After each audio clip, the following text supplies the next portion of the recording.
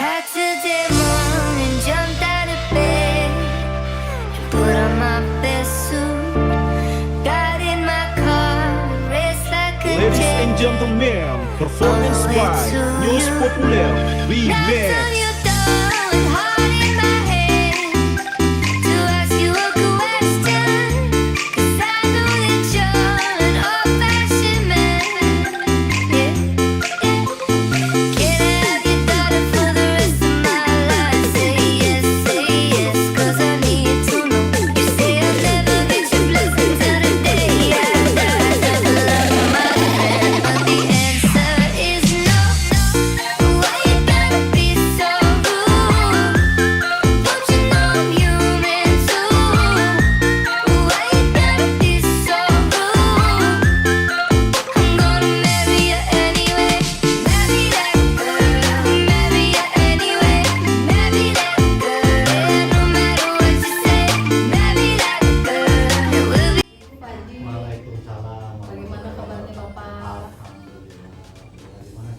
Alhamdulillah sehat Pak.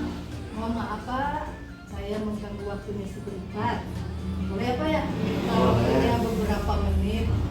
Perkenalkan Pak, nama saya Keti Indasa, CGP Angkatan 7 Kabupaten Ciamis, yang hari ini sesuai dengan tugas di LMS, dan sebetulnya bukan itu sih Pak yang utama, saya silaturahim dengan Bapak, dan juga yang paling penting adalah berbagi pengalaman, karena Bapak menurut saya adalah yang perlu saya teladani seperti itu.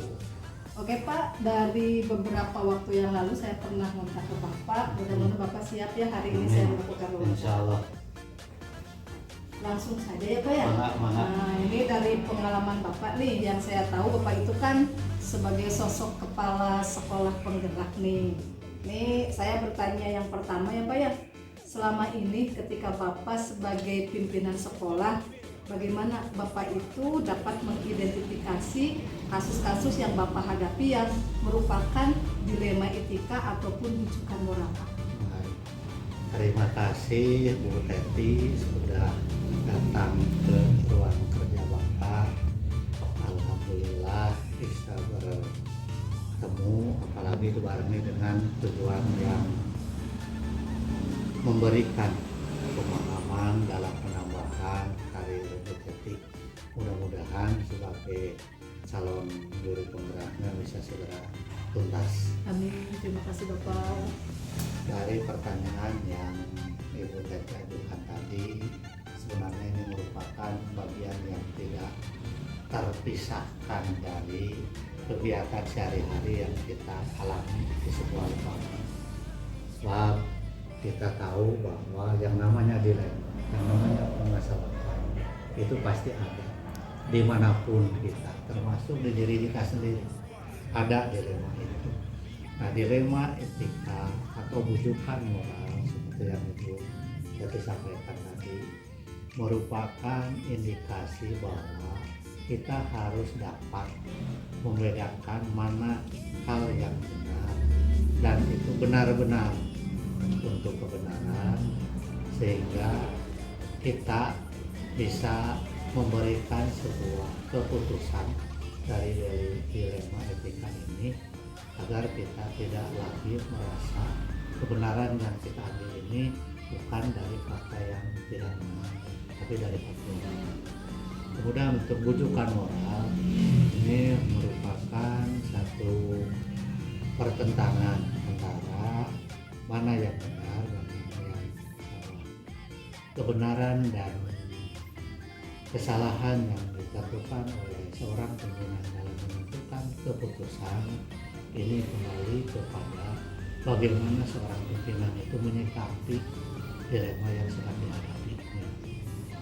Kasus banyak di setiap sekolah, kasus banyak di setiap individu, tapi kasus itu memerlukan sebuah penelitian dan pemahaman yang harus kita pahami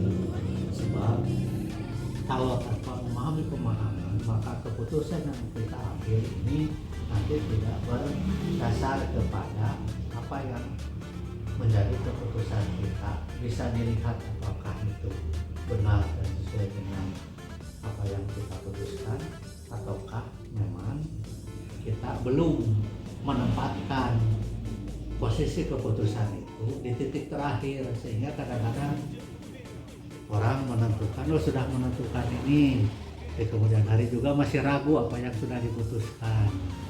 Dilema etika itu kita harus dapat menentukan dari permasalahan yang benar dan benar. Kebenaran itu ada di kedua belah pihak, hanya kita harus menentukannya. Nah, benar dan tidak benar dari keputusan yang diambil merupakan hal yang sangat dilematis untuk seorang pimpinan, karena kalau diambil ini, yang itu gimana? Diambil yang ini, yang itu juga bagaimana? Nah, ketimpangan-ketimpangan ini berawal dari pemahaman kita, bagaimana kita menyikapi itu, dan apa yang kita tinggalkan dari yang sudah benar ini untuk juga bisa kita bawa dalam kebenaran yang sudah kita putuskan. Nah, keputusan yang diambil dalam dilema etika ini harus bisa memberikan nilai kebenarannya dan dibuktikan kebenarannya setelah keputusan itu diambil. Bu Betty bisa melihat kondisi sebuah sekolah, di mana dari sekolah tersebut banyak kondisi guru yang memiliki latar belakang yang berbeda, baik dari budaya atau mungkin dari usia, fisik juga mungkin berbeda. Ada hal-hal yang diungkapkan dalam sebuah proses pembelajaran dengan tidak melihat kondisi fisik bagi anak yang muda, tentu bisa dimengerti dan bisa dilaksanakan.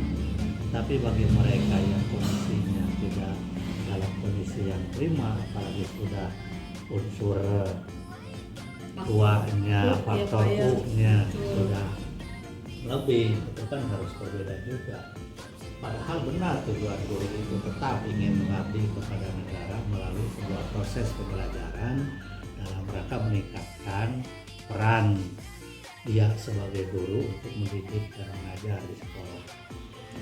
Tapi dia tidak mampu dan memiliki perkembangan sekarang, maka dia hanya bisa memproyeksikan dirinya dalam sebuah proses pembelajaran itu sesuai dengan kemampuan yang ada ditambah dengan pengetahuan yang hanya sebagian.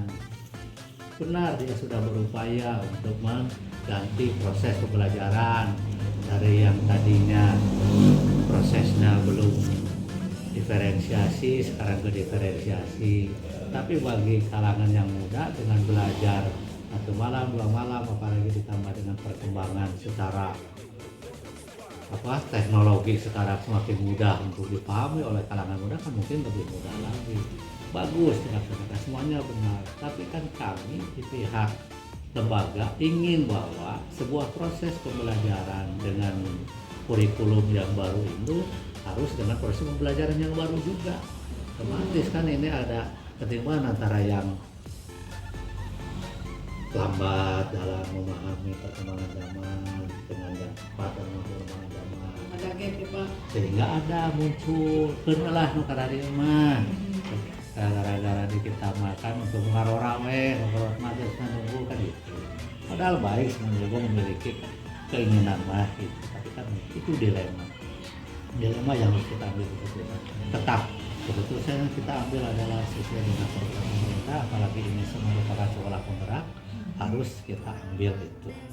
Otomatis kan yang ini juga harus itu mengikutinya dengan baik, bijak. Kemudian untuk yang tadi bujukan, bujukan moral, kita harus dapat membedakan antara yang benar dan yang salah. Sudah jelas mana yang salah, mana yang benar.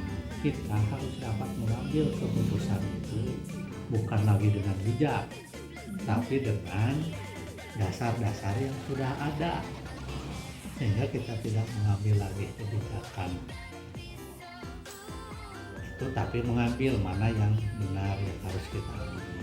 Namun demikian, kita sesama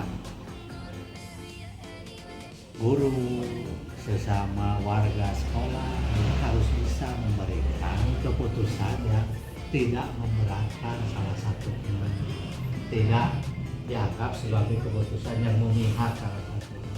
Jadi harus bagaimana kita tetap kebijakan yang salah, atau kalau ada kebijakan yang salah dan kebijakan yang tidak benar, kita bandingkan, kita sama sisihkan, kan sama seperti bingkai bujur sangkar, semua sisi sama, paling tidak dua sisi yang sama lah, gitu, seimbang, ada keseimbangan. Kalau pada semua sama mah udah semua benar. Nah, kalau hanya dua sisi yang sama, itu berarti ada sisi yang tidak sama. Nah, itu kita butuh berikan kita penegasan, berikan kita penegasan untuk pengambilan keputusan itu, bahwa diambil itu karena inilah yang sudah kita jadikan sebagai itu menurut gambaran Bapak. Silakan kita ambil lagi referensi yang lain, jadikan juga banyak para ilmuwan, banyak para senioritas yang sudah lebih mumpuni dari Bapak bisa memberikannya lebih, apanya bisa memberikan sebagian saja. Itu Pak, terima kasih untuk pertanyaan pertama. Saya begitu banyak belajar dari Bapak. Ternyata kalau saya ambil dari yang Bapak sampaikan, sulit menjadi seorang pimpinan sekolah. Yang nggak begitu sulit, mudah. dipersulit. Sesuatu hal itu bukan untuk dipersulit, tapi untuk dijadikan Prosesnya sebagai ya, Pak. bahan pembelajaran. Baik. Kita masuk ke proses itu. Siap. Sulit dan tidak sulit itu adanya di sini. Ya, sulit bagi saya karena saya belum. Itu maksudnya. Jangan dimasukkan di sini kalau sulit, kalau dimasukkan di sini nanti terus sulit terus. Ya. Nah, masukkan itu sulit Pak di sisi aja lah. Baik Pak, siap. Saya siap belajar Pak. Baik, bisa dilanjut Pak. Oke. Baik, yang berikutnya Bapak. Nah, ini Bapak itu bagaimana ya dalam menjalankan pengambilan keputusan di sekolah yang Bapak pimpin saat ini nih. Nah, terutama untuk kasus-kasus dilema etika itu kan ada kepentingan yang sama-sama benar atau sama-sama mengandung nilai kebajikan. Nah, seperti apa Bapak dalam hal ini? Keputusan yang diambil Bapak biasanya tidak sendiri memutuskan, tapi melalui sebuah proses yang bagaimana kita di sebuah lembaga ini ada sistem, mulai dari kepala sekolah sebagai pimpinan, ada wakil kepala sekolah, ada stakeholder yang lain. Nah, kita biasakan untuk bersama-sama memahami dari setiap permasalahan yang ada. Untuk pengambilan keputusannya, setelah melaksanakan musyawarah untuk menentukan mufakat, terjadi permufakat, dan itu keputusan yang diambil.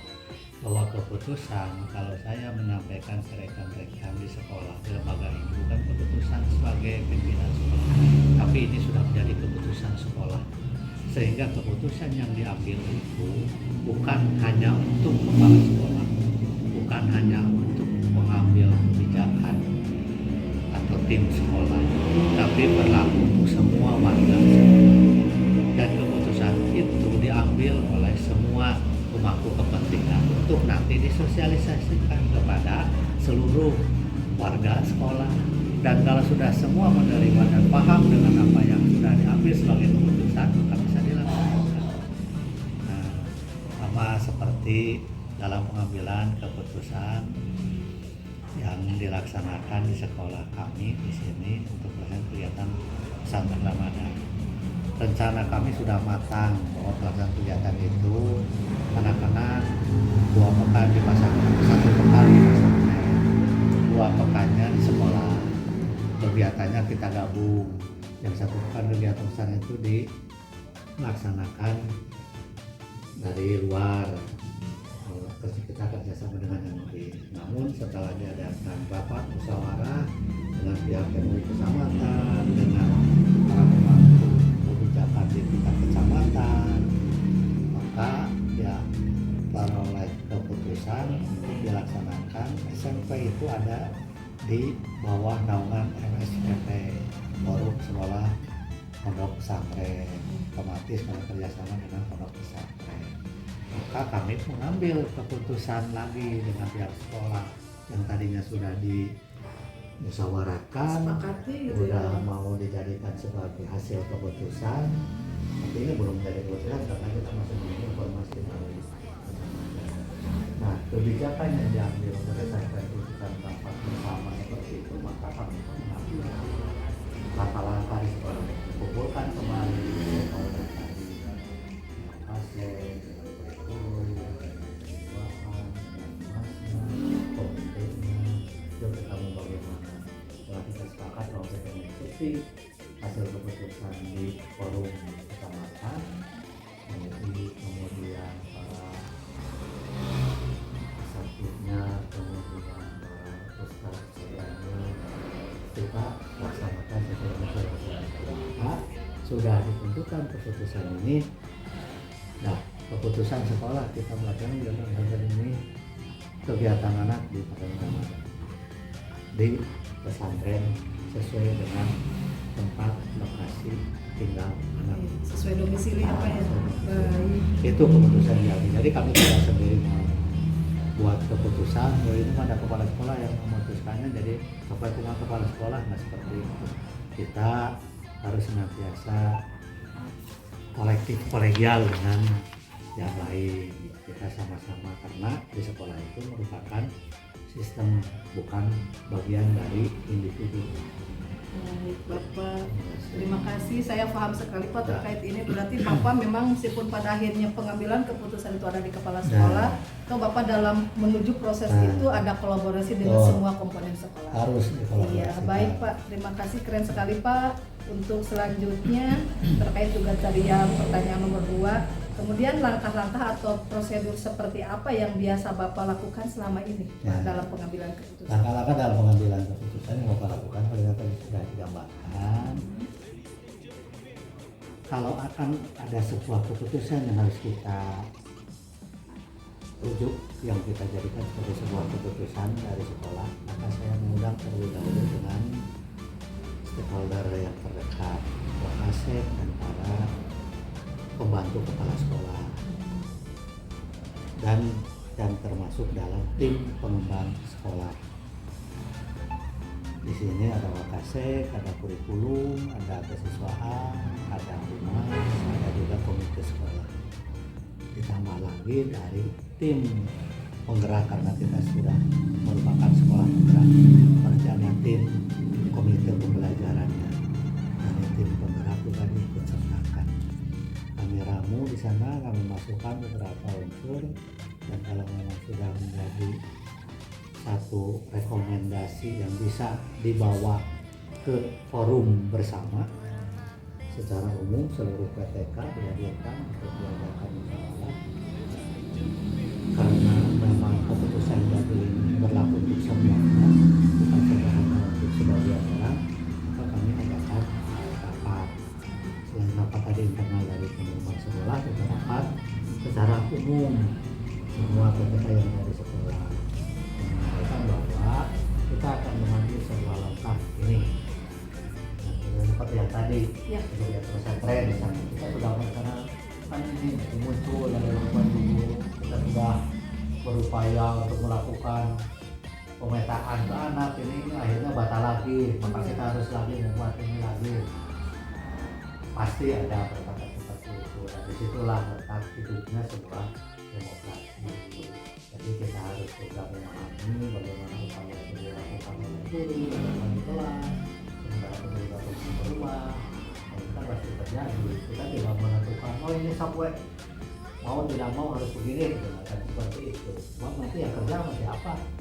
Kalau kepala sekolah itu iya. Tapi kalau keputusan diambil oleh bersama kan kita mudah. Wali kelas, coba saya berapa dimasukkannya, areanya ada di mana saja. Kita kerjasama dengan tim panitia dari persiapan pesantren Ramadannya. Nah, kita sudah ada itu, nanti itu berjalan. keputusan itu dari setelah apa mereka bekerja setelah keputusan itu diputuskan dalam forum bersama apa pun rapat tidak mungkin ada yang sekali bisa terpecahkan, mungkin ada yang tidak tuntas karena waktu juga atau karena kondisi yang belum memadai, lalu tidak lagi sampai dengan keputusan itu bisa kalau mufakatkan, karena kalau tidak jadi mufakat dari keputusan diambil ya percuma kita bisa membuat sebuah keputusan akhirnya tidak dilaksanakan. Tapi kalau sudah mufakat sudah komitmen, tidak berarti harus komitmen itu ditanya soal kamu ini harus seperti ini ya, justru kita harus menanamkan nah ini tuh keputusan bersama bukan keputusan kepala sekolah, hanya kepala sekolah itu ya, ya, bukan keputusan dari dinas pendidikan, kita bagaimana di bawah yang harus melaksanakan. betul. Jadi enak ya Pak kalau disepakati bersama itu jadi mengikat Kalau semua dan kesepakatan memang itu. menumbuhkan kesadaran ya Betul. Pak. Sehingga muncul kesadaran untuk pelaksanaan monitoringnya bagaimana kita tanggung jawab kita Tanggung jawab bersama ya Pak. tanggung jawab bersama gitu lah. Siap Pak. Aduh keren Pak, nih belajar penuh dengan Bapak. Baik Pak, dilanjut Pak. Nah kemudian untuk selanjutnya hal-hal apa saja yang selama ini Bapak anggap efektif ya Pak dalam pengambilan keputusan pada kasus-kasus dilema etika? Baik. Menurut Bapak hal yang paling efektif adalah tadi kita koordinasi dengan stakeholder yang ada. Sebab kita juga sebagai pimpinan tentu tidak bisa sendiri walaupun ada keputusan yang harus kita tentukan secara sendiri bila mana hal itu sangat urgen atau sangat memerlukan tingkat individunya tinggi. Tapi kalau kebijakan-kebijakan atau keputusan yang diambil terkait dengan keputusan untuk pengembangan sekolah secara bersama-sama, menurut Bapak dari itu kita koordinasi dulu dengan link yang terdekat dengan kita. Jangan dulu masuk ke umum, Iya. tapi ke link dulu. Jadi ada kata Ada tahapan guru gitu ya, TK Pak, ya? mah lingkaran kecil. Kemudian menjadi ke Lingkaran lingkup yang lebih besar lagi ya Pak. gitu. Baik, paham, Pak. Jadi Baik. dari kecil tambah lagi ke yang lebih dari kecil, tambah lagi ke yang lebih dari kecil Iya. berarti besar. Tuh, Itulah. siap Pak. Oke lanjut Pak. Kemudian hal apa saja yang selama ini barangkali dalam pengambilan keputusan itu oleh Bapak dirasakan sebagai sebuah tantangan Pak Baik. dalam kasus-kasus dilema etika? Baik. Yang pertama yang biasanya dari seorang pimpinan itu bila mana keputusan sudah diambil ini tidak dipahami oleh dia, itu yang paling sulit tentunya. Kalau itu dia dipahami kan bagaimana nanti itu bisa berjalan, jangan sampai itu berjalan paham juga Paham tidak kan belum, gitu. ya. Nah, itu yang paling menurut Bapak. Yang keduanya yang kita hadapi adalah SDM, sumber daya manusia. Faktor SDM itu merupakan faktor yang bergerak, faktor yang terus berkembang, sehingga kita sebagai pimpinan juga harus bisa mengikuti seberapa jauh kapabilitas kita dalam mendongkrak SDM yang benar. Kalau kita tidak paham dengan perkembangan, sementara kita berbicara tentang perkembangan ya masih kita bilang kan sampai final. Makanya kita harus seiring dengan kita melakukan untuk bisa mencapai pada pelaksanaan dari keputusan yang kita ambil.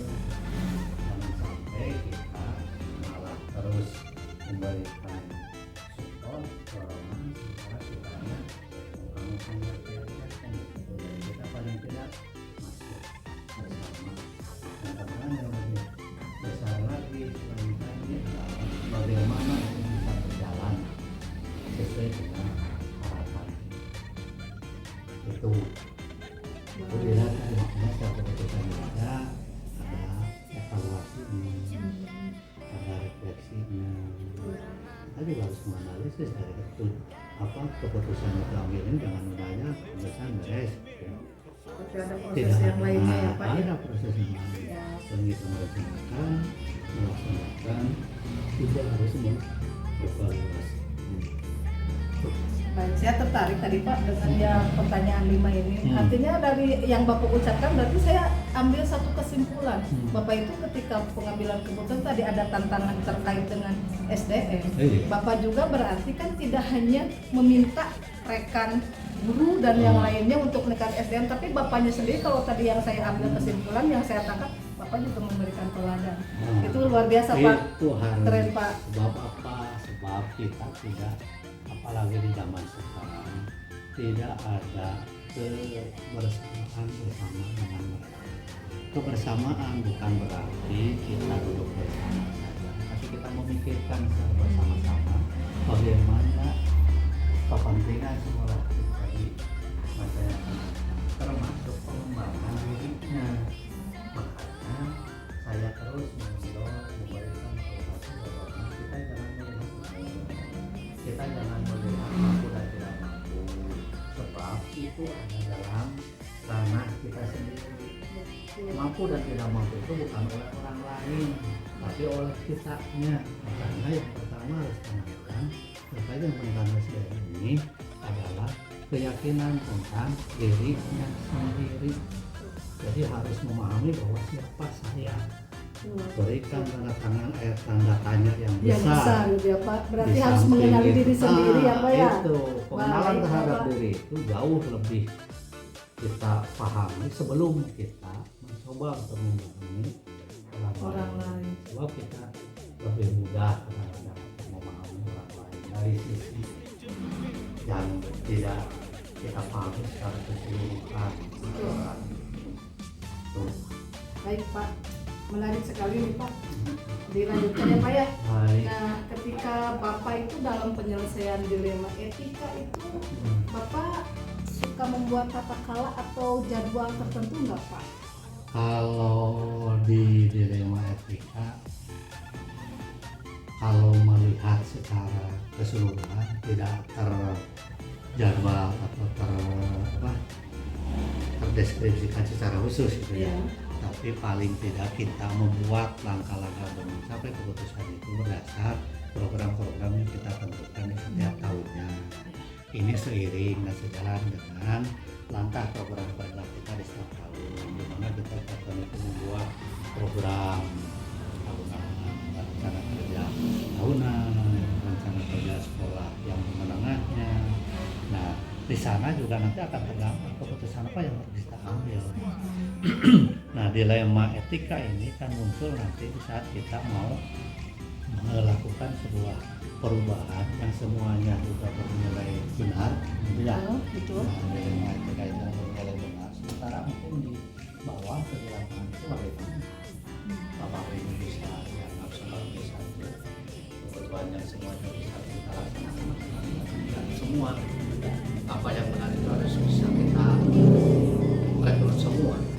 Kita kan harus lebih memprioritaskan mana. Jadi tetap kondisional gitu ya Pak ya. Kondisional Iya. kita lakukan sampai saat ini. Tapi bagusnya mah bisa terkendalikan.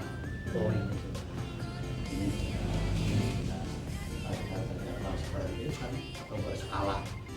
Berskalanya baru di program aja. Iya. Skalanya terpanjang. Untuk yang memang Ya, tak masuk ke skala- dalam program sekolah, skala- pelaksanaan ya, program betul. sekolah ya Pak ya. Iya. Baik. Oke, baik, juga masih terkait itu dalam dilema etika, apakah Bapak itu menyelesaikan langsung di tempat atau memang memiliki sebuah jadwal untuk menyelesaikannya? Apakah ketika ada dilema itu tek Bapak langsung menyelesaikan atau bagaimana, atau enggak seperti itu atau Kalau juga bisa seperti itu?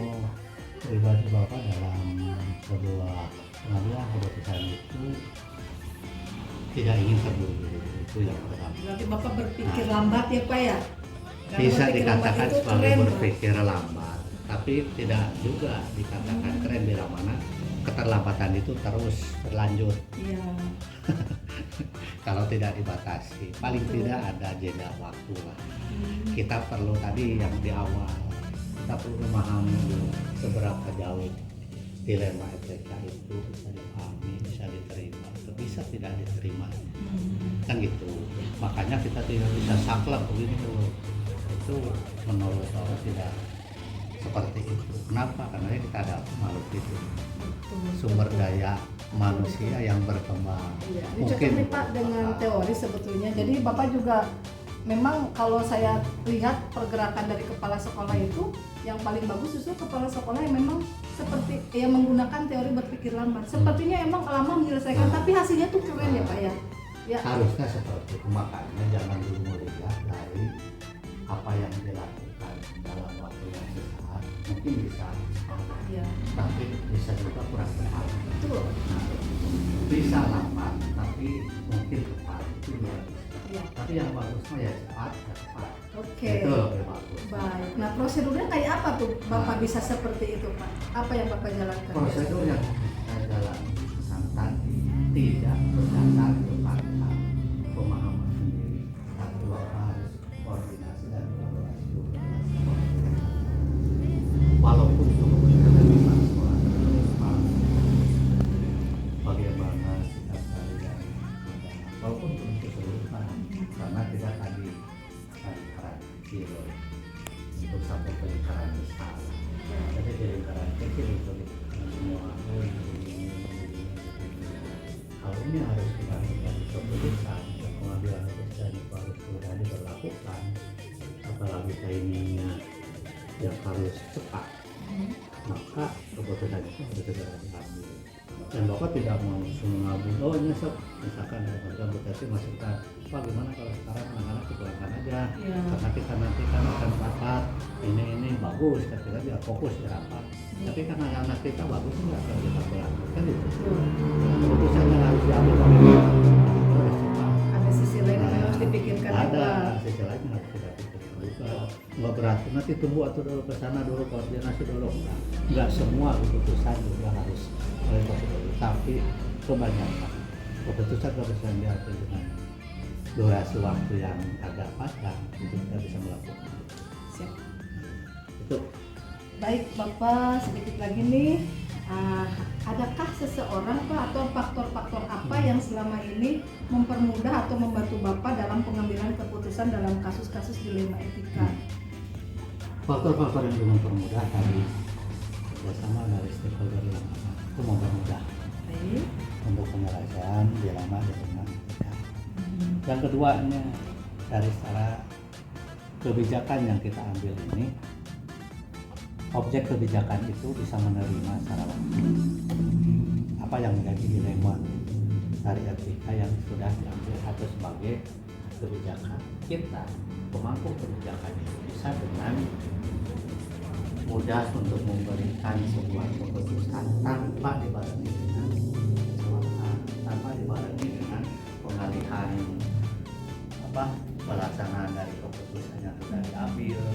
Kita juga nanti bisa bersama-sama lagi untuk mencari solusi yang lebih tepat lagi. Mungkin ada celah-celahnya masih kosong atau ruang-ruang yang belum terisi.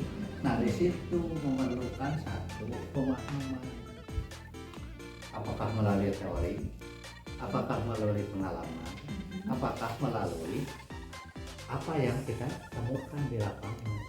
Ini semua bisa merupakan sebuah indikasi yang bisa dijadikan sebagai input, dan input itu dijadikan sebagai bahan untuk pengambilan solusi, refleksi,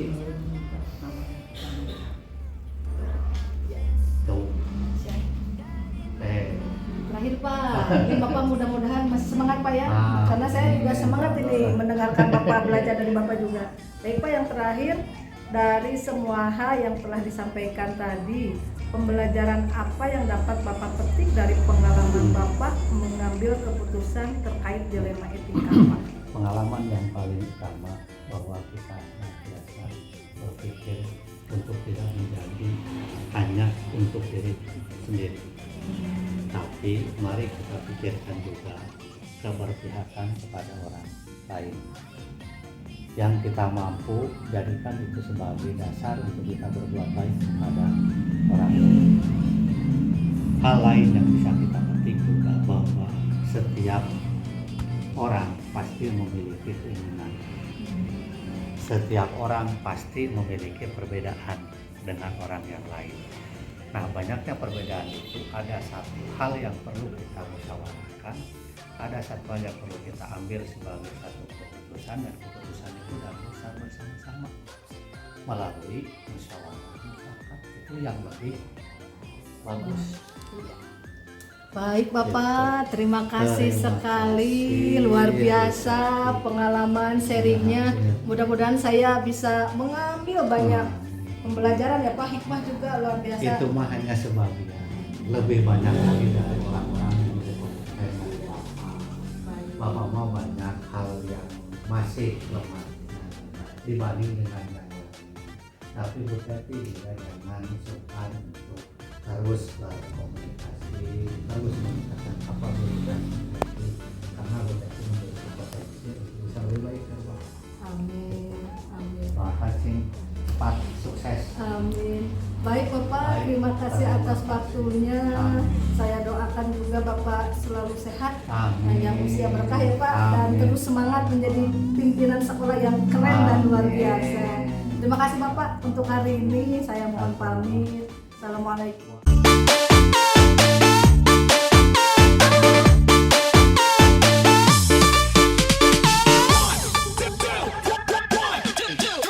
Assalamualaikum Bapak. Apa kabar Bapak? Alhamdulillah. Mohon maaf nih Pak, hari ini saya mengganggu waktu istirahat Bapak. Minta waktunya Pak, boleh Pak? Boleh. Baik, saya hari ini mendapatkan tugas Pak untuk melakukan sesi wawancara terkait tugas di modul 3.1, khususnya mewawancara Bapak karena Bapak sebagai pimpinan saya di sekolah. Baik Pak, mungkin langsung saja ya Pak ya. Saya akan bertanya terkait tentang Bapak sebagai kepala sekolah dalam pengambilan keputusan ya Pak ya. Iya. Nah yang pertama, ketika Bapak itu dalam mengidentifikasi kasus yang masuk ke dalam dilema etika ataupun rujukan moral itu bagaimana Pak? Seperti apa gitu? Iya. Pengambilan keputusan dilema etika itu indikasinya adalah kita dihadapkan pada pengambilan keputusan benar dan benar, jadi benar PS benar, gitu, benar lawan benar. Nah, untuk mencapai kebenaran. Kemudian kalau di rujukan moral itu dihadapkan bahwa keputusan itu benar dan salah. Nah, keduanya tentunya harus diperhatikan, dipahami sehingga keputusan itu bisa diambil lebih efektif. Baik Bapak, terima kasih jawabannya. Dilanjut yang kedua ya Pak ya. Silakan. Nah kemudian Bapak itu bagaimana menjalankan pengambilan keputusan di sekolah Bapak ya, terutama terkait dengan kasus-kasus di mana dalam kasus itu memang ada hal-hal yang sama-sama benar Ya. dan juga mengandung nilai kebajikan di antara keduanya Pak. Berarti masih berkaitan dengan dilema etika gitu Ya. Pak. Nah, dalam pengambilan keputusan tentunya terutama pengambilan keputusan dilema etika Ya. ini harus melibatkan beberapa komponen gitu, tidak sendiri gitu ya. Kalau sekolah dilibatkan misalnya mulai dari guru, kemudian juga wakil kepala sekolah, kemudian penanggung jawab program, tata usaha, dan komite sekolah.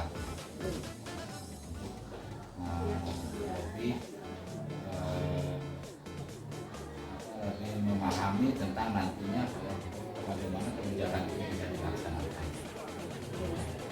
Baik Bapak, untuk selanjutnya, nah langkah-langkah apa yang Bapak ambil atau prosedur seperti apa yang biasanya Bapak lakukan terkait dengan dilema etika tersebut Pak? Nah, dalam keputusan dilema etika gitu. Ya. Nah, tentunya didasarkan kepada 3 prinsip yang harus betul, dijalankan. Pak. Ya. Yang pertama yaitu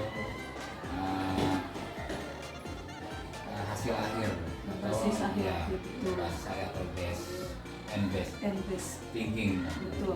Kemudian yang kedua yaitu berdasarkan pada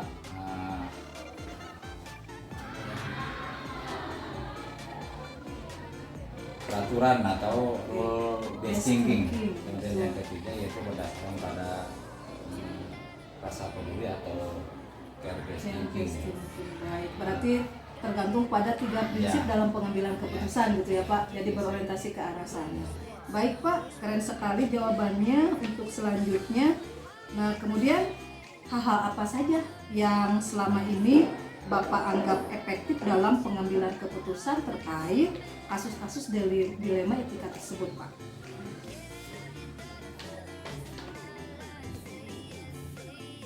Hal-hal untuk pengambilan keputusan meliputi komponen sekolah dari yang terkecil sampai yang tertua. Betul. Kemudian mulai dari perorangan sampai Iya. ke warga sekolah. Berarti seperti teori lingkaran ya Pak? Iya. Berarti Bapak itu dalam mengambil keputusan mulai dari lingkaran kecil, kemudian Ya, skala lebih luas dan lebih luas. Begitu mungkin ya Iya. Pak ya? Baik Bapak, hebat. Kemudian untuk berikutnya, nah adakah Pak tantangan yang Bapak hadapi nih dalam pengambilan keputusan pada kasus-kasus dilema etika yang tadi Pak? Ya tentunya ada tantangan yang dihadapi dari dilema keterbatasan sumber daya manusia mungkin bisa terjadi, kemudian sulit menjalankan keputusan karena kurang memahami Itu dari hasil keputusan itu. ya. Itu mungkin Siap. di antara yang menjadi tantangan untuk masyarakat. Baik Bapak, nah Bapak itu memiliki sebuah tata kala nggak Pak? Atau jadwal tertentu ketika Bapak itu mau menyelesaikan kasus dilema etika? Ada Pak? Membuat jadwal atau tata kala? Jadwal membuat etika ya, Iya. Ada mungkin ya Pak ya? dari di awal mungkin ya, jadi buatkan hal yang menyangkut ke Program sekolah secara luas ya Pak ya? Betul. kemudian juga baik program tahunan atau program 4 tahunan gitu. Iya, Buat betul. seperti itu. Betul. Nah, itu juga dibuat akhirnya kan harus dievaluasi apa yang dilaksanakan, apa yang belum dilaksanakan, jadi dibuat secara berkala. Betul. Berarti di akhir memang ada kegiatan refleksi dan evaluasi ya Pak ya? Oke, apakah Bapak langsung menyelesaikan di tempat Pak? Situasional bisa diselesaikan di tempat ataupun di waktu lain gitu. Iya, Dijadwalkan. Nah, oke. Kemudian prosedur seperti apa Pak yang Bapak jalankan dalam penyelesaian yang tadi? Prosedurnya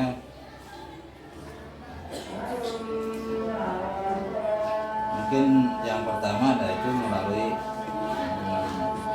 koordinasi, kemudian juga komunikasi dan kolaborasi. Oke, berarti adanya koordinasi, komunikasi, kolaborasi positif dengan semua pihak ya Pak ya? Oke, baik Bapak, untuk selanjutnya adakah Pak seseorang atau orang lain yang atau faktor-faktor lain juga yang selama ini mempermudah untuk Bapak itu dalam pengambilan keputusan selama ini Pak? Tentu ada komponen-komponen yang faktor-faktor yang berpengaruh dalam pengambilan keputusan itu. Jadi tadi sudah disampaikan menjadi untuk misalnya bahwa kita memang nggak harus berprinsip bahwa pengambilan keputusan itu bukan untuk diri sendiri, tapi kan juga untuk yang paling penting adalah untuk keberpihakan kepada orang lain. Nah, di sini bisa kalau di sekolah keputusannya kita harus berpihak kepada guru, berpihak kepada siswa, berpihak kepada orang tua siswa, dan kemudian juga kepada masyarakat. Itu sih. Baik Bapak, untuk pertanyaan yang terakhir dari semua hal yang Bapak sampaikan, pembelajaran apa yang kira-kira menurut Bapak itu bisa Bapak petik dari pengalaman Bapak dalam pengambilan keputusan terkait dilema etika Pak? Pembelajaran yang paling berkesan ya, dari Iya. dari pengambilan keputusan dan dilema etika, kita dihadapkan bahwa ini itu benar, dihadapkan dengan hal yang benar gitu ya.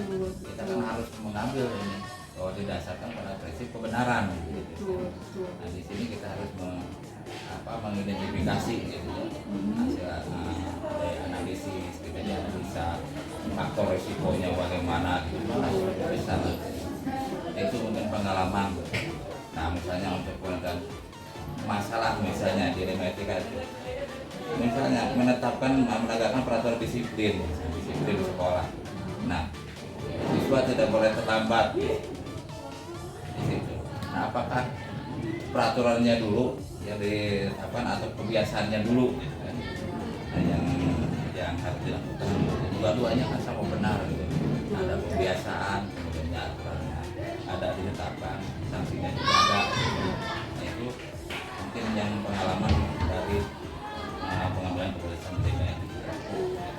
Baik Bapak, terima kasih untuk hari ini. Saya secara pribadi belajar banyak ya. Tadi Bapak sharing tentang pengetahuan, pengalaman. Mudah-mudahan saya bisa mengambil manfaat dan ibrah ya dari apa yang Bapak sampaikan. Ya, Baik Pak, terima kasih atas waktunya. Saya doakan semoga Ya. Bapak sehat selalu. Amin. Assalamualaikum Bapak. Waalaikumsalam warahmatullahi wabarakatuh. Throwing heart in my head to ask you a question, 'cause I know that you're an old-fashioned man. Yeah, yeah. Can I have your daughter for the rest of my life? Say yes, 'cause I need to know. You say I'll never get your blessing till the day I die. Never love my friend, but the answer is no. Why you gotta be so rude? Don't you know I'm human too? Why you gotta be so rude? I'm gonna marry you anyway. Marry that girl. Marry you anyway. Marry that girl. No matter what you say. Marry that girl. And we'll be a family. Why you gotta be so? Why you gotta be so rude? Don't you know I'm human too? Why you gotta be so rude? I'm gonna marry you anyway. Marry that girl. Marry you anyway. Marry that girl. No matter what you say. Marry that girl. And we'll be a family. Why you gotta be so?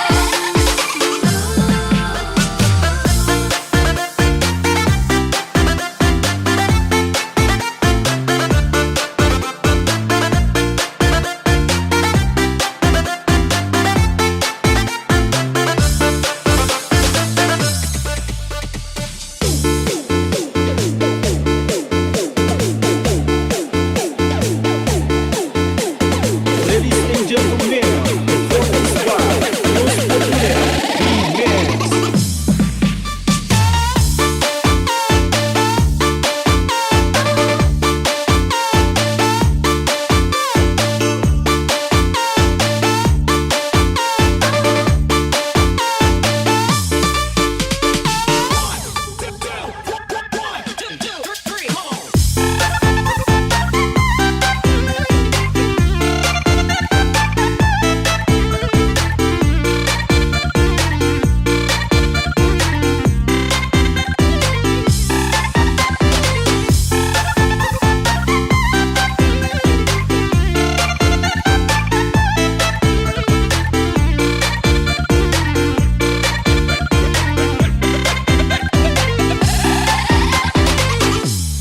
Saturday morning, jumped out of bed and put on my best suit. Got in my car, raced like a Ladies jet. and gentlemen, performance by News Populer Now I tell Remix. you